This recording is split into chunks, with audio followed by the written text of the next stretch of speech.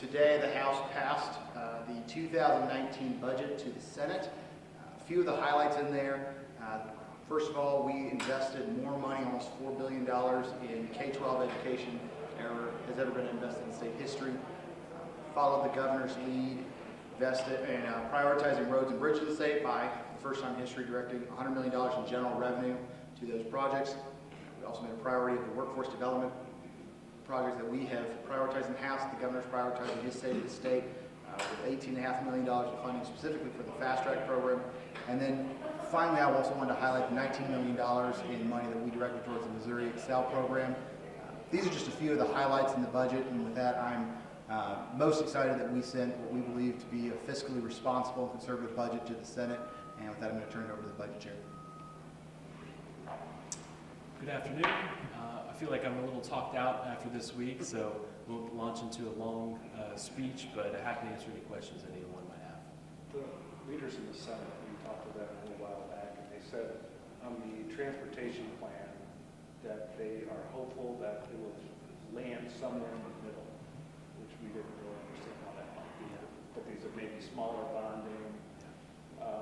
Are talks underway? Is there a resolution that could be made up? Absolutely. We have an open dialogue that will continue. My concerns with the bonding as proposed were the cost of that debt incurred, the interest that the state would have to pay back. Ultimately, that would cost about $100 million to take that approach. The concerns on the other side of this issue, or I'm sorry, those on the other side of whether or not we should bond right now, are concerned about some federal grants that could be leveraged, use that bond money to leverage for repair of the Roachport Bridge on I-70. I think that there's opportunity to land somewhere in the middle if those bonds are a requirement of those grants being granted to the state. I don't think anyone in the General Assembly is interested in leaving tens of millions of dollars in federal funds for bridge repair on the table.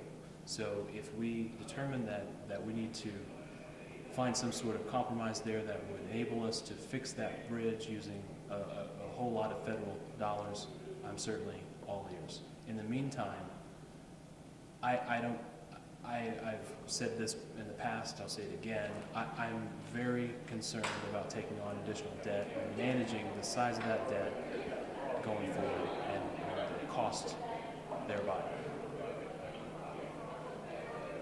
Chairman Smith, the corrections pay, I know you represent Kendrick, worked on that.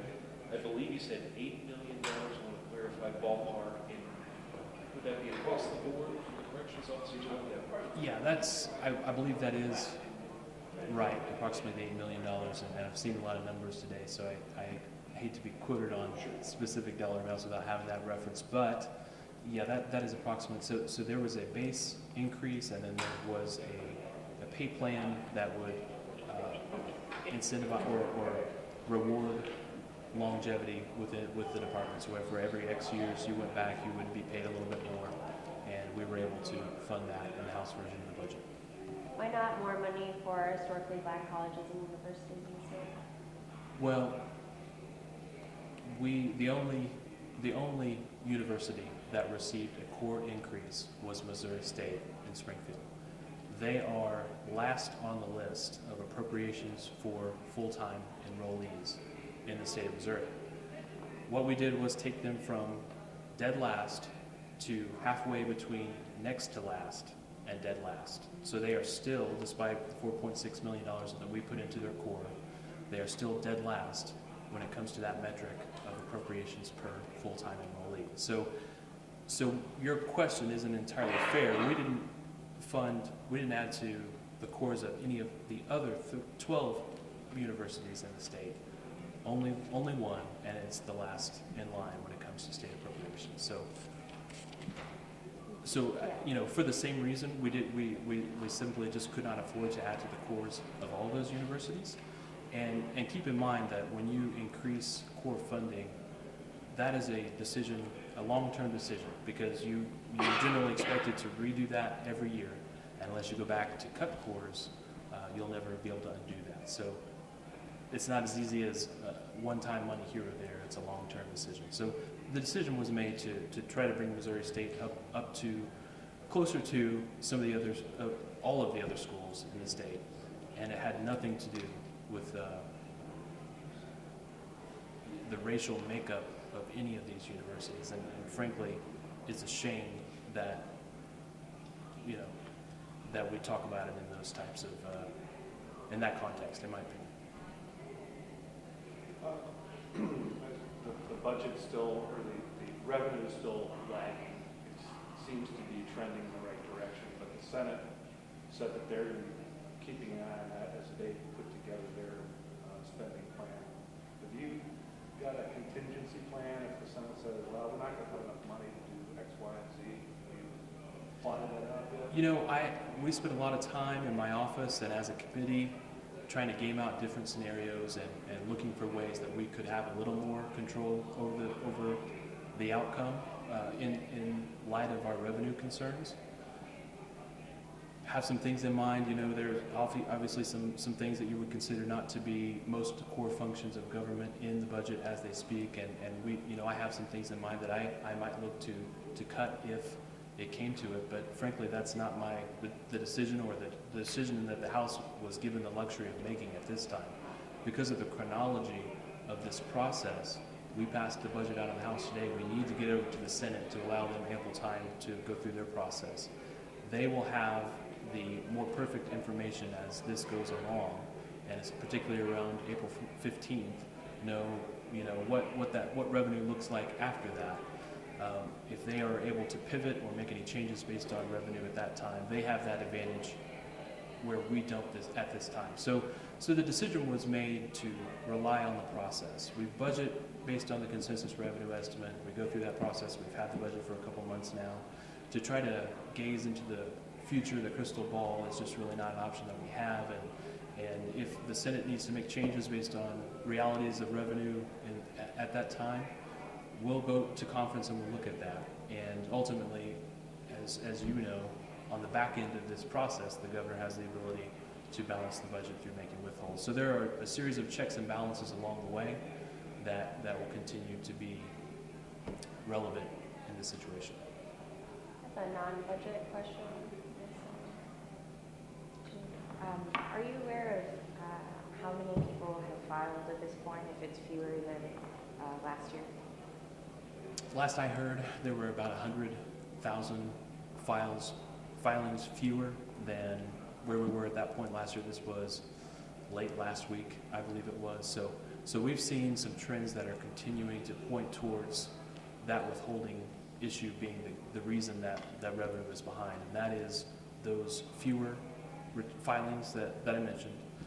The other one would be smaller returns to those that are receiving refunds, and the third thing would be higher numbers in remittances or payments into the Department of Revenue. And those three trends kind of lead towards this ultimately correcting itself, but obviously day to day it can swing wildly and the numbers change. But last I heard, it was about 100,000 people behind, and that's kind of one of the key indicators that we've watched very closely. So we're depending on those 100,000 people to make up. That's a moving target, right? It needs to be more than 100,000 as we get closer, I think, but ultimately, yes. Mr. Speaker, I have a question for you. Yes.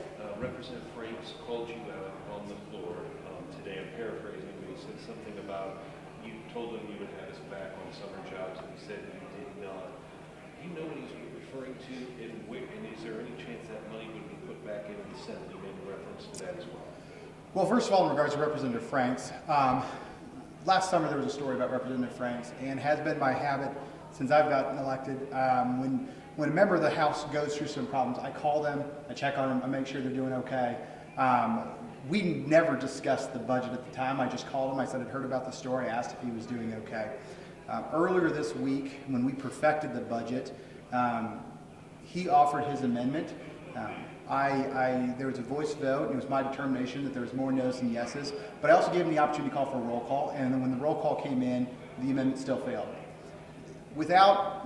Representative Franks chose not to come to me, express his complaints to me, and said he took to social media and started expressing his complaints there.